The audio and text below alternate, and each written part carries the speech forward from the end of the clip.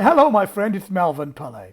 I have found that there is nothing more discouraging, draining, and disappointing than you doing something for God when He did not tell you to do.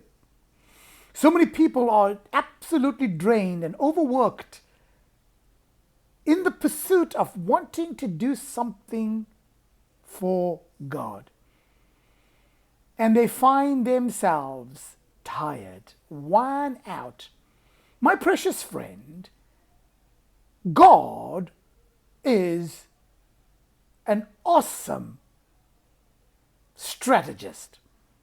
God knows how to get things done. But I find that too many people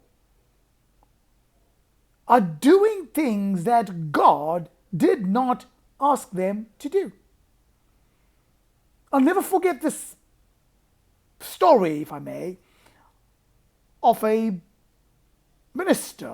I met him for lunch one day, and he said to me, Melvin, I've just come through the valley of the shadow of death.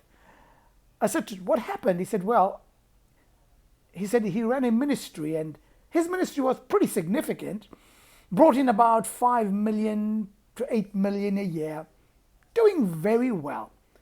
He said one day he had this idea, and his idea was to give all his money away. And he did. And for 3 years, everything stopped. He lost so much. He lost his ministry. He lost his house. He lost his cars. He lost everything.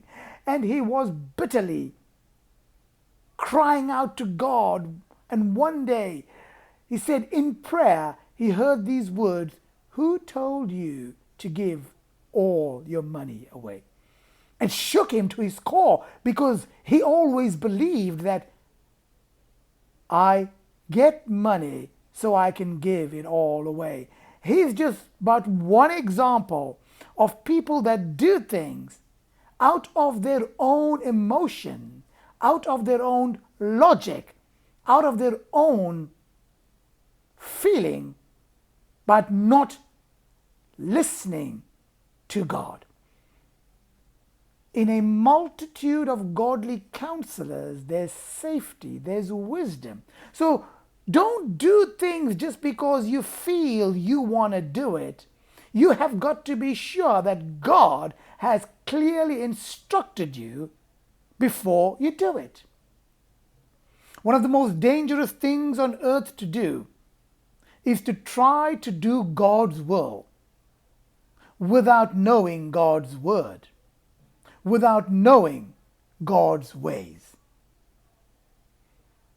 My precious friend, there is a general rule that God has for us, and that rule is go and proclaim the good news.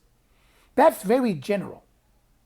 But there is a specific will for your life. You must know that will before you step forward. If you find yourself in ministry or in business trying to do something for God, and you are stuck in this zone and it's constant. I'm not talking about momentary financial issues, for example. No, I'm talking about just when you look over your life, it's just constant dryness and as though everything seems to be against you. Well, I want to ask you this question. Are you doing what God told you to do, or did you tell God what you wanted to do? Friend, God is not obligated to finish what you start. We must know God's will. We must know God's ways. We must know God's word. Otherwise, we will find ourselves in deep, deep problems in the valley of the shadow of death. Too many of us are moved by emotion. Too many of us are moved by wanting to do something without knowing with clarity what He wants to do for us. I heard a minister of old once say this: God's will is God's bill. You cannot do God's work with your money. It's illogical. It's not practical. As a matter of fact, it's very cruel. The Bible is very clear that no soldier fights the battle with his own money. And too many of us do not realize this. We think we can do God's work with our money, and we find ourselves short every single time. No, tap into the multitudes that God has for you. Tap into His ever-flowing stream. Jesus turned up on the scene, and He was in the desert 40 days, and He was hungry and thirsty. And Satan came and tempted Him. 3 powerful temptations which so many of us fall into. Temptation number 1 is the temptation of provision. Temptation number 2 is the temptation of prominence. Temptation number 3 is the temptation of power. See, I made this mistake early on in my ministry. I used to say to God, God, if you give me provision, then I will do your work. I will give and do and go and travel. I used to say to God, God, give me $1 million and I will go and do your ministry. I'll take care of the orphans and widows and I'll preach your gospel. I was being tempted by the temptation of provision. I pursued God for provision. And then I pursued God for prominence. I used to say to God, God, if you give me that position with this department or position me in that place, then I will reach the people for you. I will do these things for you. Well, I fell to the temptation of prominence. And then I was tempted and fell in the temptation of power. I used to say, wow, God, if I had that power, if I had that particular thing in this city, in this area, if I had that authority, if I had that power with that president and that governor and that leader, that ambassador, then I could impact and I could make such a big difference. And then one day, God showed me. Isn't it interesting how much grace God has and how He leaves us? And then out of nowhere He says, Melvin. And He didn't tell me, He didn't call me like that or tell me, Melvin. But through the Word, I was studying the Word and I saw Jesus in the desert, hungry, thirsty. And Jesus could have prayed and pursued and asked God, but He didn't. And Satan turned up, tempted Him, number 1, and said, turn these rocks into bread. And Jesus said, man shall not live by bread alone, but by every word that comes from the mouth of God. I saw that and I thought, wow.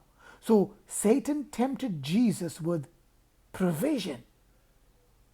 I said, God, you didn't fall, and so I will not fall in the area of provision.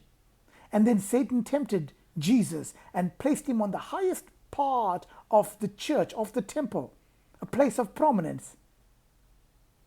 And he tempted Him, and Jesus did not fall.